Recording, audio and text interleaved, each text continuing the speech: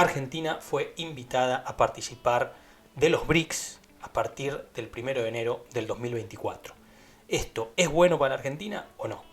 BRICS es una asociación política y económica formada originalmente por Brasil, Rusia, India, China y luego se incorporó Sudáfrica.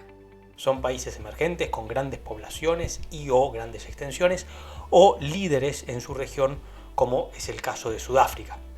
Lo curioso es que este nombre, BRICS, lo creó un economista de un banco de inversión, Goldman Sachs, en el 2001, en un informe sobre las perspectivas de crecimiento de estas grandes economías emergentes. Después, atentos al potencial real de cooperación, en el 2006 empezaron reuniones a nivel de cancilleres y en el 2009 a nivel de jefe de Estado. La idea de fondo es que si estos países están juntos y coordinados pueden ejercer una presión para modificar las reglas de juego del sistema internacional.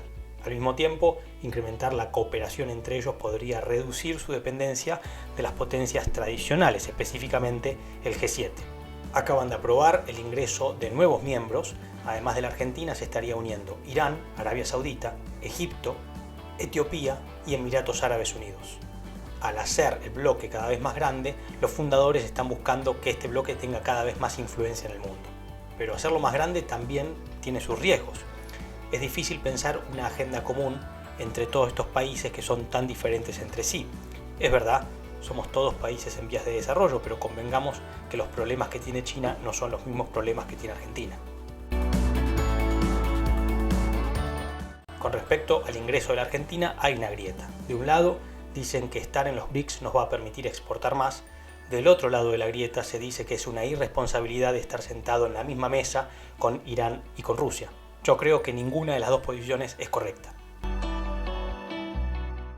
Por un lado, no hay que hacerse ilusiones. Estar en los BRICS no nos va a salvar, como tampoco nos salva estar en el G20.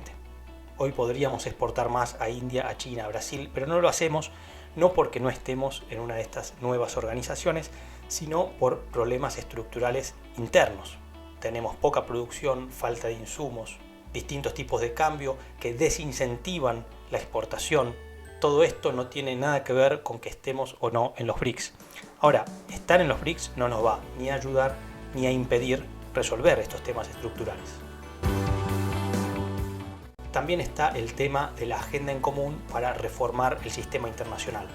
Esto no es nuevo. En la Argentina hay facciones políticas que van una y otra vez contra el sistema financiero internacional, como si la causa raíz de nuestros problemas fuera un sistema financiero internacional injusto. Entonces, participar en uno de estos organismos nos podría ayudar a que nos perdonen deuda o conseguir financiamiento sin tantas condiciones. Pero vuelvo a lo mismo de antes. Los problemas estructurales de la Argentina no tienen nada que ver con la deuda, sino que la deuda es una consecuencia de los problemas estructurales del país. Como sistemáticamente se gasta más de lo que ingresa, este déficit lo financiamos con emisión o con deuda, y esta deuda es en pesos o en moneda extranjera, con acreedores privados o con un prestamista de última instancia, como es el Fondo Monetario Internacional. Entonces no veo cómo estar en los BRICS nos puede ayudar a resolver eso.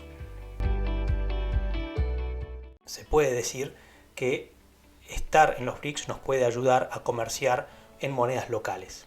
Por ejemplo, el swap de divisas con China nos permite importar insumos necesarios para la producción y así incrementar nuestra producción. Ok, pero primero, no hizo falta estar en los BRICS para negociar un swap de divisas con China. Y segundo, el swap de divisas en yuanes es una buena herramienta, bienvenido, pero no hay que olvidarse de que es una deuda. Esos yuanes en algún momento lo vamos a tener que devolver, con lo cual no deja de ser también una deuda en moneda extranjera. Lo que necesitamos es un origen genuino de divisas y para eso hay que exportar más. Todos los caminos conducen a los temas estructurales del país y a la antipática y dura tarea de acomodar la macro y no jorobar a las empresas en la micro. Si esas divisas que necesitamos son dólares, yuanes, reales, rupias, a nosotros como país mediano, pequeño en el concierto de las naciones, la verdad es que no nos hace ninguna diferencia. La agenda de desdolarización tiene que ver con los intereses de otros países y creo que con todos los problemas que ya tiene la Argentina, no deberíamos estar comprando batallas de otros países. Ahora, es verdad, ingresando a los BRICS podríamos tener acceso a financiamiento del Banco de Desarrollo de los BRICS, y eso es bueno. Ese tipo de financiamiento de largo plazo nos puede ayudar a financiar obras de infraestructura muy necesarias para nuestro país, reducir el costo de producción, tener mejor suministro de energía, etc.